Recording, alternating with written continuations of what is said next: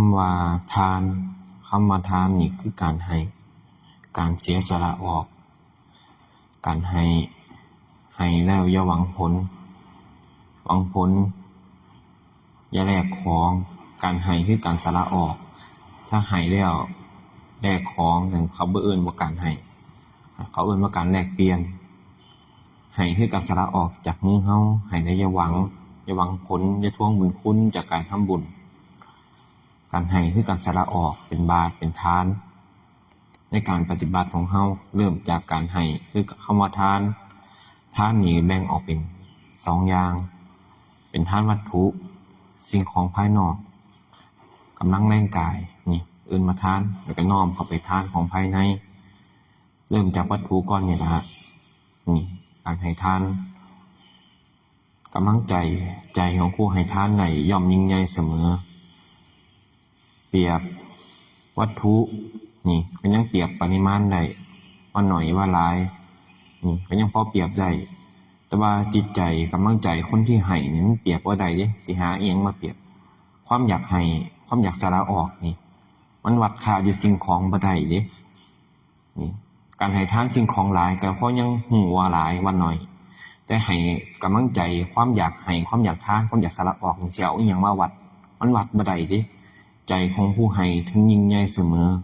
นี่คำว่าทานให้เงินบาทนึงก็จริงแต่ว่าใจของผู้ให้อยากสละออกอย่างเต็มที่วัตถุทานบาทนึงก็ยิ่งใหญ่ได้นี่คือคำว่าทานพอทานแล้วก็เริ่มมีใจความอยากให้นั่นล่ะคือทานโดยอาศัยวัตถุสิ่งของพอคำว่าทานแล้วก็น้อมเข้าไปหาคำว่าศีลพอมีใจอยากให้แล้ว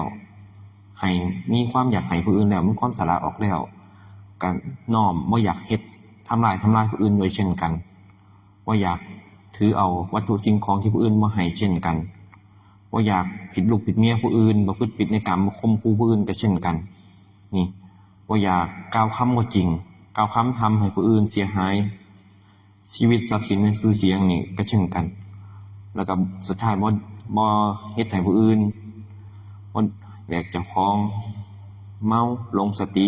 นี่สิ่งเหล่านี้บ่ยุ่งเกี่ยวนี่ก็น้อมสิ่งเหล่านี้ก็เริ่ม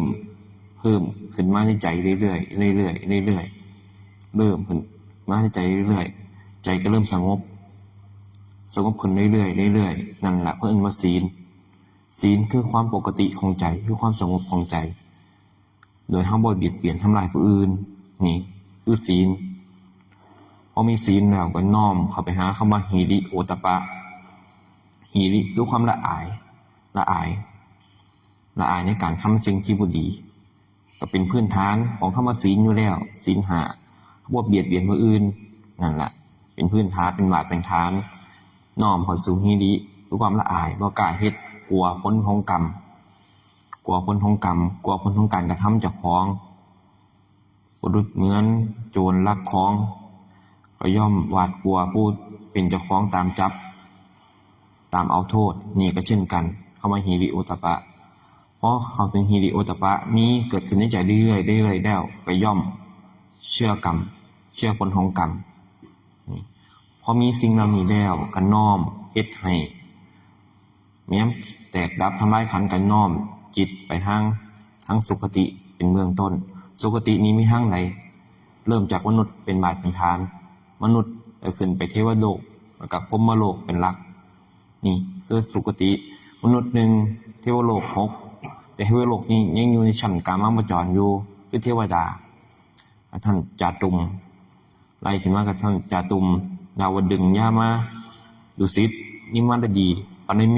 มิสาวตีนี่แล้วก็ไล่ขึ้นไปพรหมโลก16ชั้นอรูปภพ4นี่ล่ะนี่เริ่มจากทานด้วยการให้เฮานี่ล่ะน้อมขึ้นไปสู่พุ่นพอขึ้นไปซื้อทั้งพรหมโลกแล้วซื้อทั้งเทวดาแล้วชั้นกามาวจรเฮาต่ำๆคือชั้นกามาวจรเฮาก็ย่อมเสวยผลบุญของเฮา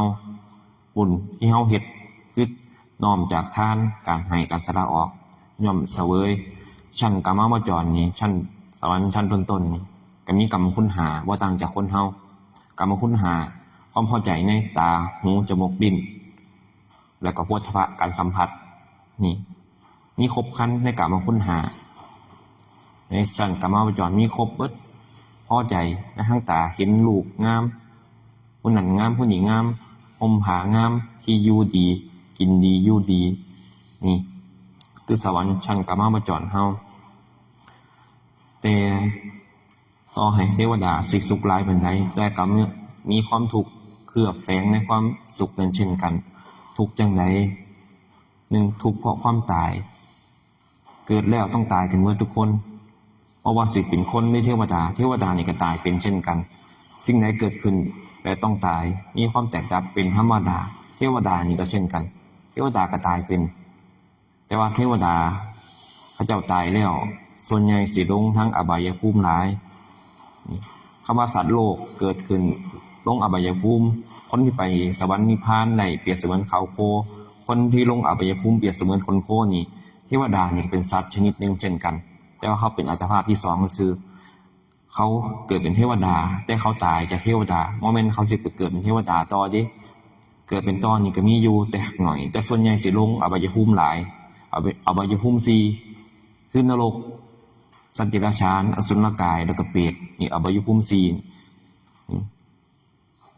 สุคติภูมินี่มีหลายชั้นนี่แต่ว่าส่วนใหญ่คนบ่ได้ไปส่วนใหญ่คนสิมักลงอบายภูมิมีแค่4ชั้นนี่คนมักไปสัตว์มักเที่ยวไปสุคติภูมินี่ส่วนใหญ่ไปน้อยคนที่ไปถึงได้น้อยส่วนใหญ่สิลงอบายภูมิหลายนี่เห็นอยู่บ่เฮาเป็นเทวดาแล้วเกิดเป็นเทวดาแล้วทำบ่ได้ยินได้ฟังธรรมบ่ได้สะสมบุญเทวดานี่ว่าได้หมายถึงแต่คนพุทธศาสนาเฮาสิเป็นเทวดาได้คนที่มีให้ทานและลึกถึงผลทานตายไปเกิดเทวดาเกิดเป็นเทวดาได้เช่นกันคนฝรั่งคนต่างชาติอยู่ในสิ่งใดของโลกถ้าฮู้จักให้ทานตอนก่อนใกล้สิตายแล้วลึกถึงผลทานนี่ครับเกิดเป็นเทวดาได้เช่นกันนี่เทวดาเทวโลก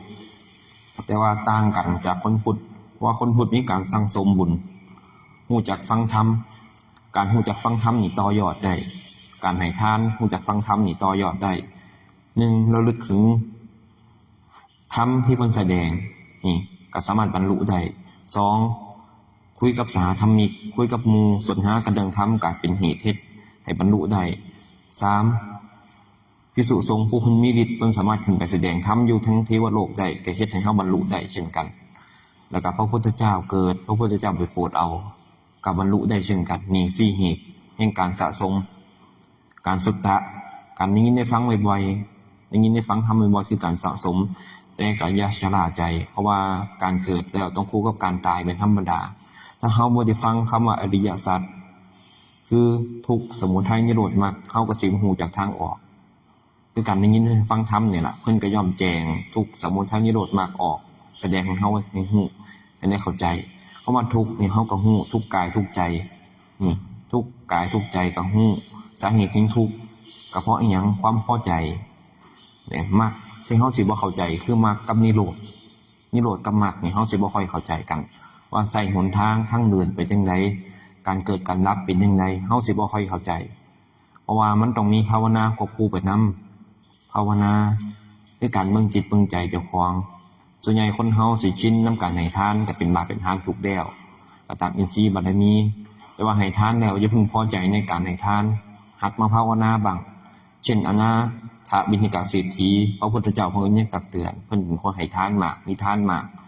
ถึงอย่าพึงพอใจในผลของทานของเธอจงมาภาวนาไว้บ้างออกมายามสิตายจิตใจมันยอมฟุ้งซ่านคนเฮามันมีความหวาดกลัวความตาย